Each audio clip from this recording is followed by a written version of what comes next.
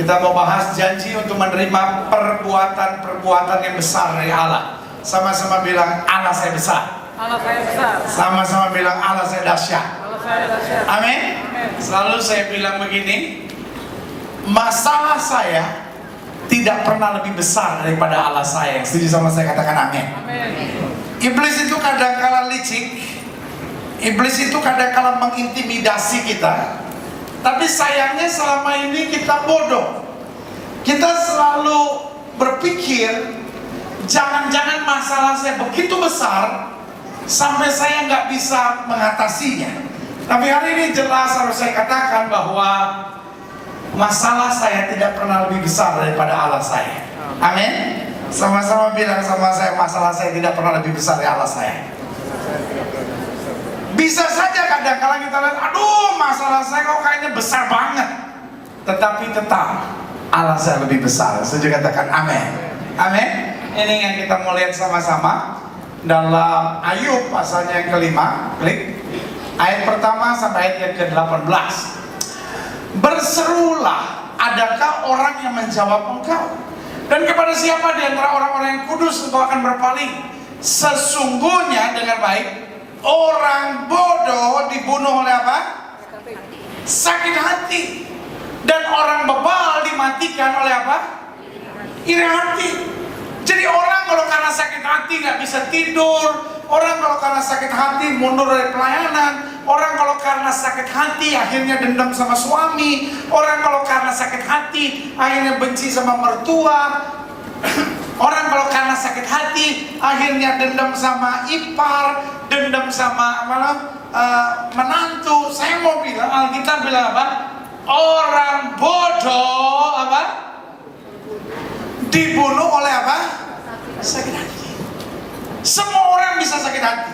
Bilang sama sebelah saudara, kamu bisa sakit hati. Kenapa kita bisa sakit hati? Karena kita punya hati. Makanya masih bisa sakit. Betul? Ada orang yang bilang, saya nggak pernah sakit hati. Jangan-jangan dia udah nggak punya hati. Dia cuma punya kantong plastik di dalam badan saya. Saya mau bilang, kita masih punya hati. Bisa sakit, tetapi jangan biarkan sakit hati membunuh semangat pelayanan kita. Sakit hati tidak boleh membunuh sukacita kita. Sakit hati tidak boleh membunuh damai sejahtera kita. Amin. Makanya kita bilang orang bodoh dibunuh oleh apa? Sakit hati. Kalau saudara datang ke saya lalu bilang, pendeta, saya karena sakit hati, pendeta, saya mau cerai aja sama suami saya. Jawaban saya, bodoh. Ya kan?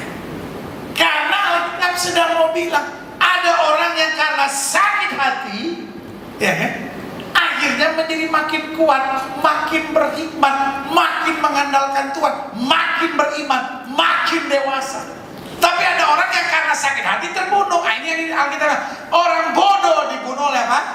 Sakit hati. Dan orang bebal dimatikan oleh apa? Iri hati. Jadi kalau kita lihat orang lain lebih sukses, kita omongin, lihat orang lain lebih berhasil, nah itu kata kita orang bebal. Aku sendiri pernah melihat orang bodoh berakar, tetapi serta merta apa? Kukutuki tempat apa? Kediamannya. Artinya gini, orang bodoh nggak bisa berakar. Anak-anaknya selalu tidak tertolong. Mereka diinjak-injak di pintu gerbang tanpa ada orang yang apa? Melepaskannya. Ayat yang kelima. Ini boleh minta tolong nggak TV yang di depan saya sebelah kiri tolong dinyalain dong. Soalnya mati. Saya ngadep kanan dulu, lama-lama tengeng lagi nanti. Ayat 5. Apa yang dituainya dimakan habis oleh orang yang lapar. Bahkan dirampas dari tengah-tengah apa?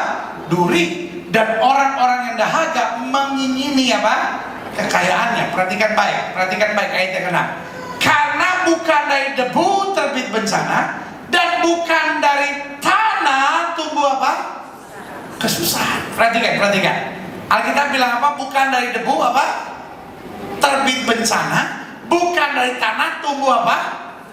Kesusahan. Jadi yang namanya bencana, kesusahan tidak datang dengan apa? Sendirilah. Ya kan? Ayat 7. Melainkan apa? Manusia menimbulkan kesusahan bagi dirinya. Nah, bilang sama sebelah saudara, lu sendiri yang bikin persoalan. Nah, ya kan? Kadang-kadang kita bilang, wah Tuhan, ini masalah karena Tuhan, karena setan. Banyak masalah bukan karena Tuhan, banyak masalah juga bukan karena setan. Bilang sama saudara-saudara, lu sendiri yang bikin.